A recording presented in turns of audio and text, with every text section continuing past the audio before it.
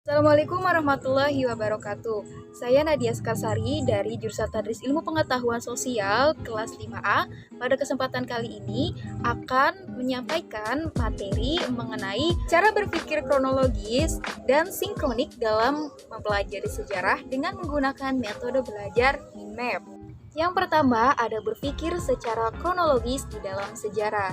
Secara epistemologi atau ilmu asal-usul bahasa, kronologi berasal dari bahasa Yunani kronos yang artinya waktu dan logos yang artinya ilmu.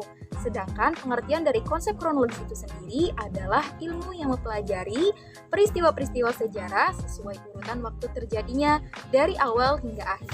Berpikir kronologi sangatlah penting agar terhindar dari anakronisme sejarah. Apa itu anakronisme sejarah? Anakronisme sejarah adalah ketidakcocokan dengan zaman tertentu.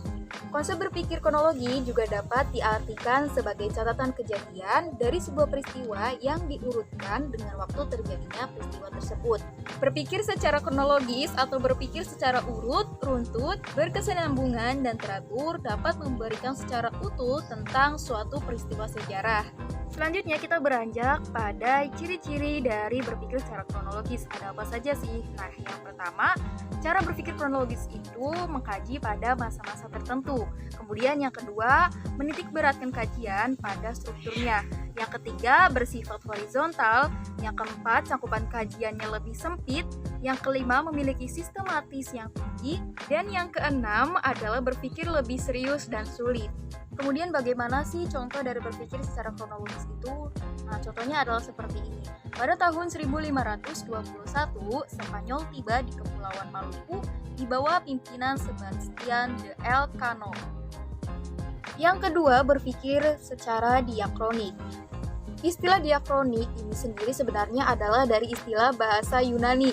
Istilah itu ialah kronos, di mana makna dia sendiri mempunyai arti ialah sebagai melampaui, melalui, atau juga melintas. Sedangkan untuk kata kronos mempunyai arti sebagai waktu. Jadi bisa atau dapat diartikan apabila diakronik ini merupakan suatu hal yang melalui, melampaui, dan juga melintas batasan waktu tertentu. Berlanjut kepada ciri-ciri dari berpikir secara diakronik.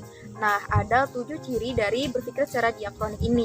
Yang pertama, memanjang serta berdimensi waktu. Yang kedua, terus bergerak, berhubungan kausalitas. Yang ketiga, sifatnya naratif, berproses serta bertransformasi. Yang keempat, bersifat dinamis. Yang kelima, lebih menekankan pada proses durasi. Dan yang keenam, digunakan di dalam ilmu sejarah. Contoh dari berpikir secara diakronik ini seperti misalkan pada tanah paksa pada tahun 1830 sampai 1870. Pada tahun 1830 tersebut, saat pemerintah Belanda hampir bangkrut setelah terlibat perang Diponegoro pada tahun 1825 sampai 1830, kondisi ini diperparah dengan pecahnya perang Belgia pada tahun 1830 sampai 1831. Untuk menyelamatkan negeri Belanda dari kebangkrutan, kemudian Johannes van Desbosch diangkat sebagai gubernur jenderal di Indonesia dengan tugas pokok mencari dana semaksimal mungkin untuk mengaksi kas negara yang kosong, membiayai perang, serta membayar hutang. Selanjutnya kita mengenai berpikir secara sinkronik. Apa sih itu berpikir secara sinkronik? Nah, kata sinkronik ini merupakan kata yang berasal dari bahasa Yunani, yakni dari kata sin yang artinya adalah dengan, serta kronos yang memiliki arti waktu. Sedangkan menurut istilah, berpikir secara sinkronis yaitu menyertakan cara berpikir ilmu-ilmu sosial, yaitu melebar dalam ruang serta mementingkan struktur dalam suatu peristiwa. Sinkronik ini mempunyai arti meluas di dalam ruang, namun juga memiliki batasan di dalam waktu. Berpikir secara sinkronis mempunyai ciri-ciri. Yang pertama yaitu mempelajari peristiwa atau kejadian yang terjadi pada saat masa tertentu. Yang kedua, di dalam mempelajari peristiwa atau kejadian, di mana pemikiran sinkronik ini selalu memfokuskan terhadap adanya pola-pola, gejala-gejala, serta juga karakter.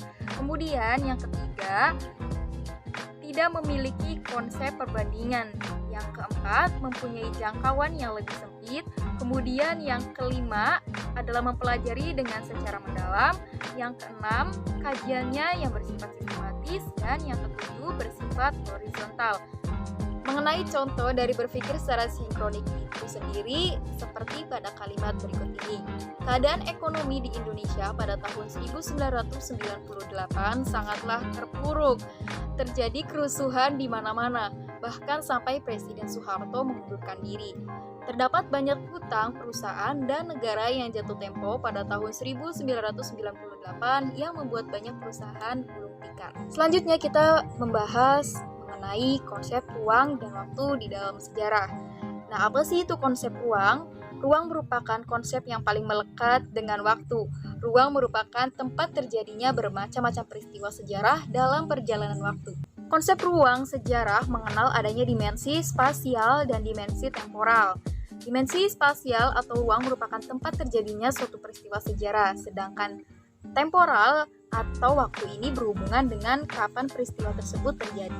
Nah, konsep ruang ini juga bisa berkaitan dengan suasana yang ada pada peristiwa tersebut. Kemudian berlanjut kepada konsep waktu di dalam sejarah. Waktu adalah seluruh rangkaian ketika proses, perbuatan, atau keadaan berada atau berlangsung. Konsep ruang dalam mempelajari sejarah berkaitan dengan lokasi atau tempat terjadinya suatu peristiwa sejarah, di mana konsep ruang dalam sejarah menyebabkan adanya pembagian sejarah. Konsep waktu dalam sejarah menurut Kunto Wijoyo mencakup 4 hal, yaitu perkembangan, kesinambungan, pengulangan, dan perubahan. Dalam hal perkembangan sejarah, sejarah akan melihat dan mencatat peristiwa yang menunjukkan terjadinya perubahan di dalam masyarakat dari satu bentuk ke bentuk lain, biasanya dari yang sederhana ke bentuk yang lebih rumit. Konsep waktu terbagi menjadi 3, yaitu masa lampau, masa kini, dan masa yang akan datang. Dalam sejarah, konsep waktu yang paling dominan adalah masa lampau. Akan tetapi, konsep waktu pada masa lampau ini juga mempengaruhi peristiwa pada masa kini. Demikianlah penyampaian mengenai cara berpikir kronologis dan sinkronik di dalam sejarah yang dapat saya sampaikan dengan menggunakan media pembelajaran Minmap. Terima kasih, mohon maaf apabila ada kekurangan. Wassalamualaikum warahmatullahi wabarakatuh.